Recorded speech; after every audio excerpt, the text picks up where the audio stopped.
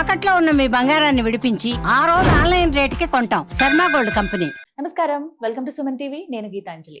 ప్రస్తుతం మనతో పాటు ప్రముఖ జ్యోతిష్య పండితులు, శ్రీచక్ర పీఠం వ్యవస్థాపకులు, సుమన్ టీవీ ప్రేక్షకులందరికీ ఎంతో సుపరిచితులైన బ్రహ్మశ్రీ ప్రదీప్ జోషి గురువు గారు ఉన్నారు.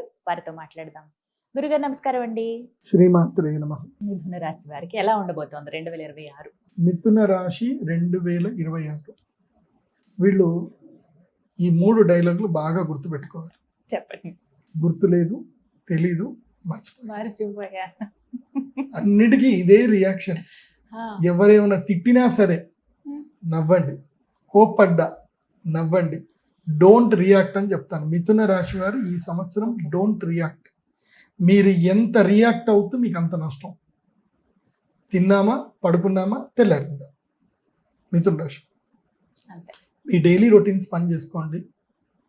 తిన్నామా, పడుకున్నామా, తెల్లారిందా.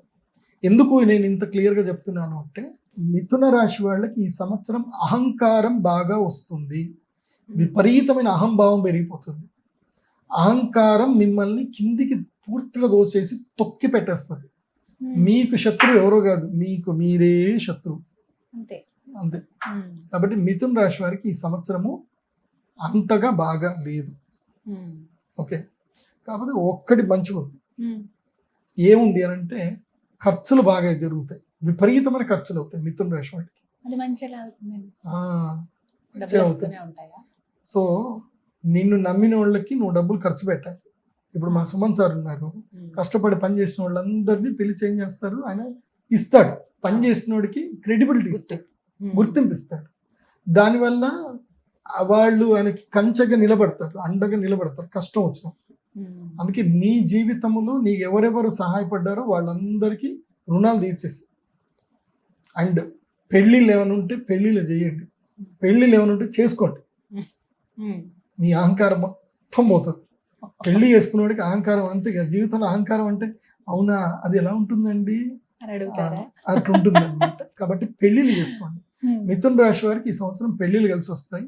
ఎందుకోసం అంటే, అది మాయాబజార్ సినిమాలో చెప్తారు కదా, ఆసనే పుత్ర పీడాస్తు, శయనే భర్తృపీడనం, భోజనే బంధు పీడాస్తు, త్రిపీడాస్తు నిశ్చయం అని అన్నట్టుగా 3 పీడ వస్తాయి. ఎందుకోసం అంటే, మిథున రాశి వారికి ఏలినాటి శని ఇంకొన్ని రోజులు అయితే ప్రారంభం కాబోతుంది. కాబట్టి వృషభ రాశి వారికి ఏలినాటి శని ఉన్నా కానీ వాళ్ళకి అంత ఇబ్బంది అయితే కాదు.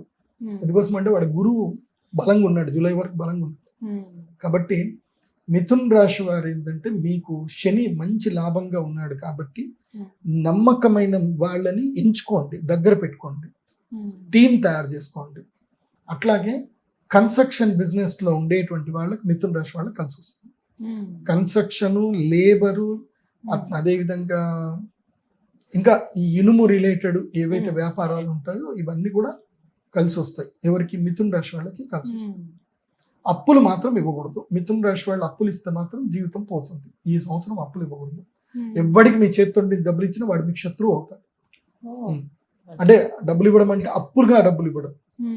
ప్రేమగా మీరు ఇచ్చి ఇంకా బాగుండ్రా అని ఇస్తే అది కాదు. అప్పులు ఇస్తే శత్రువు పుడతాడు, అప్పు తీసుకున్నా శత్రువు పుడతాడు. అప్పు తీసుకోవడం మిథున రాశి వారు చేయకూడదు. ఇది కాబట్టి వీళ్ళకి జూలై తర్వాత వీళ్ళ లైఫ్ పూర్తిగా మారిపోతుంది. నేను చెప్పిన ఈ పద్ధతిలో ఉన్నారనుకోండి, మీరు ఇప్పుడు ఏదైతే మీరు గ్రౌండ్ వర్క్ నేను చెప్పిన చేసుకున్నారనుకోండి. ఇంకోటి మిథున రాశి వాళ్ళు ఏం చేయాలంటే, నేను తిన్నావా పడుకున్నావా తెల్లారిందని కామ్గా ఉండమని కాదు.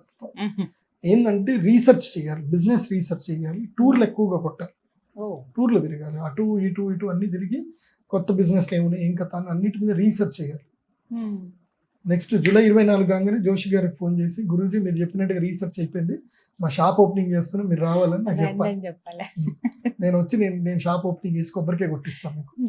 కాబట్టి మిథున రాశి వారు నెక్స్ట్ ఇయర్ టార్గెట్ ఏంటంటే, వరలక్ష్మి వ్రతం రోజు మీరు మీ సొంత షాపులో మీరు వరలక్ష్మి వ్రతం చేయాలి, దీపావళి పూజ చేయాలి, మీ దుకాణం ఓపెన్ చేయాల్సిందే. ఇది మిథున రాశికి టార్గెట్ చెప్తున్నా. సో అది చేసుకుంటే తర్వాత ఉంటుంది, మంచి ధనయోగం ఉంటుంది. గురుడు కర్కాటక రాశిలోకి రాగానే ధనయోగ సిద్ధి కలుగుతుంది. మొత్తంగా 2026లో ద్వాదశ రాశులకి ఈ విధంగా ఉండబోతోంది. ధన్యవాదాలు. నమస్తే. శ్రీమతి.